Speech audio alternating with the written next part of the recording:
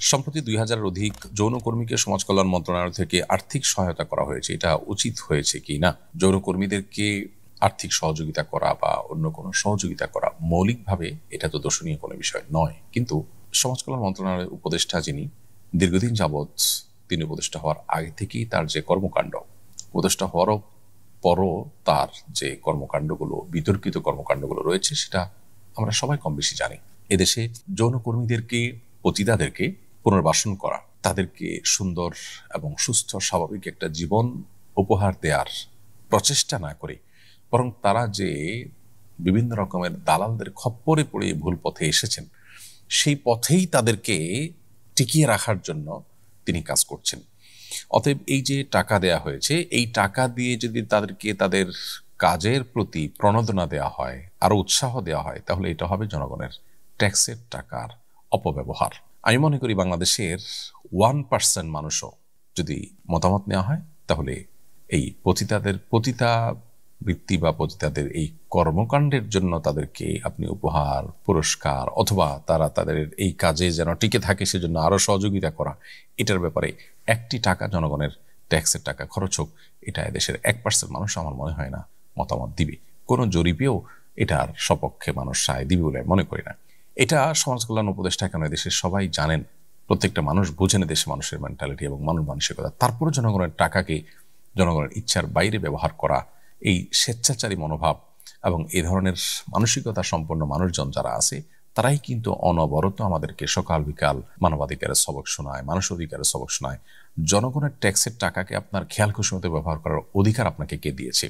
এদেশের মানুষ কি পতিতাবৃত্তিকে পছন্দ করে না ঘৃণা করে? যদি ঘৃণা করে, তাহলে জনগণের ট্যাক্সের টাকাকে তাদের ঘৃণার কাজে আপনি ব্যয় করতে পারেন না। তবে হ্যাঁ, আপনি যদি পতিতাদের পুনর্বাসন করার জন্য টাকা দেন এবং তাদেরকে সেখান থেকে উদ্ধার করে তাদেরকে সুন্দর একটা জীবন যাপন করার সুযোগ করে দেন, একটা চাকরি ব্যবস্থা করে দেন, থাকা খাওয়ার ব্যবস্থা করে দেন, এদেশের কোনো মানুষ সেখানে ভিন্ন মত পোষণ করবে না। প্রত্যেকটা মানুষ সেখানে সাধুবাদ জানাবে। সমাজ কল্যাণ উপদেষ্টা এদেশের সবচেয়ে বিতর্কিত মানুষগুলোর মধ্যে থেকে একটি। সমকামিতার মতো অপরাধ, যেটি প্রচলিত আইনে অপরাধ হিসেবে উল্লেখ করা রয়েছে এবং শাস্তিযোগ্য অপরাধ হিসাবে রীতিমতো আইনে রয়েছে, সেই বিষয়টিকে নর্মালাইজ করার জন্য তিনি চেষ্টা করছেন। অর্থাৎ আইন প্রণেতা যে, সেই আইন প্রণেতা ভূমিকায় থেকে, যদিও তিনি সংসদ সদস্য নন, তিনি উপদেষ্টা ইন্টারিম গভর্নমেন্টের, তারপরেও তার এই আইনকে সংরক্ষণ করা বা আইন এবং বিচার কার্য যেন আইন আলোকে প্রতিষ্ঠিত হয়, পরিচালিত হয়, সে বিষয়গুলো দেখভাল করার জন্য দায়িত্বশীল যিনি, তিনি নিজে সেটাকে লঙ্ঘন করার জন্য অপচেষ্টায় রত এবং লিপ্ত আছেন।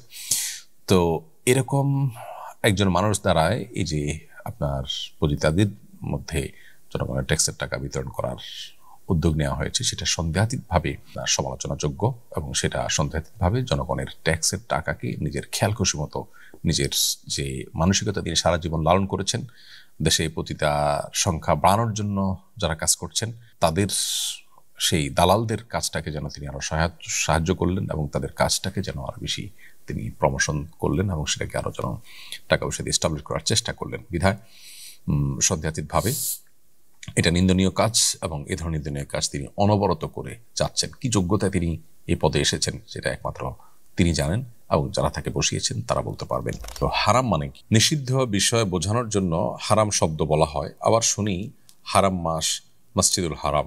একটি টেলিভিশন চ্যানেলে এক আলোচক বলেছেন, দুই হারামের উচ্চারণগত পার্থক্য আছে। উচ্চারণগত পার্থক্যটা অর্থসহ বুঝিয়ে বলবেন প্লিজ। দেখুন, হারাম মানে নিষিদ্ধ, আবার হারাম মানে সম্মানিত। মসজিদুল হারাম মানে হলো সম্মানিত মসজিদ। হারাম মাস, আশহুরে হুরুম মানে হলো সম্মানিত মাসসমূহ।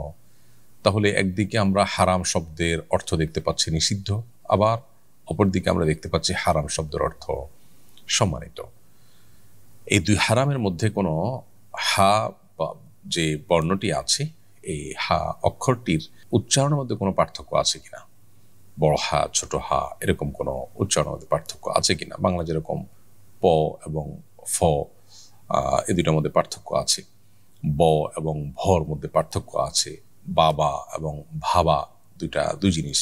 তো এখানে হারাম অর্থ সম্মানিত, আবার হারাম অর্থ নিষিদ্ধ, এই দুইটার মধ্যে হা বর্ণের মধ্যে কোনো পার্থক্য আছে কিনা, বড় হা ছোট হার, উত্তর হলো না, এই বর্ণের মধ্যে কোনো পার্থক্য নেই, দুইটাই বড় হা, অর্থাৎ হারাম কণ্ঠনালী থেকে যেটিকে আমরা উচ্চারণ করি সেই হাই একটাই হা, বর্ণ একটাই, কিন্তু অর্থ দুইটা। এখন প্রশ্ন হতে পারে যে একই শব্দের বিপরীতমুখী অর্থ কিভাবে হয় বা দুইটা অর্থ কিভাবে হয়। মূলত এখানে অর্থ একটাই, সেটা হলো হারাম শব্দের অর্থ সম্মানিত, এটা হলো মূল অর্থ। এখন কথা হলো যে তাহলে নিষিদ্ধ কিভাবে হয়? এর উত্তর হলো যে কোনো কাজ বা যে কোনো বিষয় যখন নিষিদ্ধ মনে করা হয়, সে নিষিদ্ধ মনে করা হয় এই জন্য যে যিনি এটাকে নিষেধ করেছেন তার সম্মানের কারণে, তিনি সম্মানীয় ব্যক্তি বা সত্তা হওয়ার কারণে তার নিষেধকে নিষিদ্ধ মনে করে সেটাকে মেনটেন করা হয়, সেটার উপরে আমল করা হয়। অর্থাৎ নিষিদ্ধ বিষয়, নিষিদ্ধ কাজ, এটাকে মেনটেন করাটা নিষেধাজ্ঞা আরোপকারী ব্যক্তির সম্মানার্থেই হয়। সেজন্য ওই নিষিদ্ধ বিষয়কেও হারাম বলা হয়। অর্থাৎ নিষিদ্ধটা এটা একটা রেসপেক্টের জায়গা থেকে নিষিদ্ধ মনে করা হয়। ধরুন কেউ একজন আপনাকে বলল এটা নিষেধ, যে বলেছে তার আসলে নিষেধাজ্ঞাকে আপনি কোনোভাবেই আমল নিতে রাজি নন বা আমল নেওয়ার মধ্যে কোনো ব্যক্তি নন। ধরুন রাস্তার উপর হঠাৎ করে কেউ একজন এসে বললো যে আজ থেকে এটা নিষেধ, এটা দেশে করা যাবে না, সবাই নিশ্চয় হাসাহাসি করবে, তার এই নিষেধাজ্ঞাকে কেউ মানবে না, পাত্তা দিবে না। তো এটা আসলে নিষেধাজ্ঞা না। যদি কোনো বিষয়কে নিষেধাজ্ঞা হিসাবে মানুষ মানে, পালন করে, আমলে নেয়, তখন তার মানে হলো যিনি নিষেধাজ্ঞা আরোপ করেছেন তার সম্মানার্থেই এই নিষেধাজ্ঞার সীমানাটাকে ডিঙানো হয় না, অতিক্রম করা হয় না।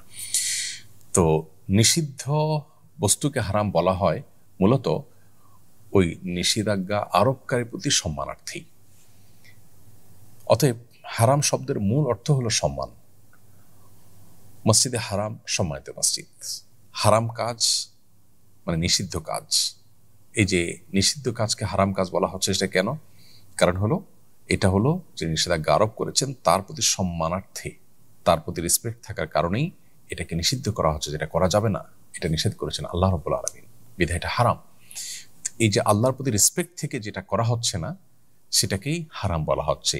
নিষিদ্ধ বলা হলেও সেটাও মূলত সম্মান প্রদর্শনের খাতিরেই কিন্তু আমরা মেনটেন করে চলেছি, সে অর্থেও এটাকে নিষিদ্ধ করা হচ্ছে। অর্থাৎ এখানে নিষিদ্ধ হলেও সেখানে সম্মান প্রদর্শনের একটা দিক আছে, সে অর্থে বা সেই দিক থেকেই কিন্তু সেটাকে হারাম বলা হয়। তো এজন্য একই শব্দের অর্থ কখনো নিষিদ্ধ হয়, আবার কখনো সম্মানিত হয়, কখনো মূল অর্থটাই হয়, আবার কখনো মূল অর্থের আলোকেই নিষিদ্ধ অর্থটি ব্যবহার করা হয়। এর বাইরে ছোট হা দিয়ে যে হারাম হয়, যেটাকে হায়ে হাওয়াজ বলা হয় বা ছোট হা আমরা যেটাকে বলি, সেই ছোট হা দিয়ে হারাম যেটাকে বলা হয় সেটা হলো অনেক অর্থই হয়। তোমাদের থেকে একটা অর্থ হলো ত্রিভুজ, ত্রিভুজ টাইপের আপনার বড় কোনো প্রাসাদ, ভবন, ভবনের নকশা, এগুলোকে হারাম বলা হয়। আর এর বাইরে আল হারাম এ শব্দটি হাদিসে এসেছে বার্ধক্যজনিত যে কষ্ট বা মানুষের বয়োবৃদ্ধ হওয়ার যে অবস্থা, সেটাকে হারাম বোঝানো হয়। নবী করিম সাল্লাল্লাহু আলাইহি সাল্লাম আল্লাহর কাছে দোয়া করতেন, আল্লাহুম্মা ইন্নী আউযু বিকা মিনাল কাসাল, আল্লাহ আপনার কাছে আমি অলসতা থেকে পানা চাই।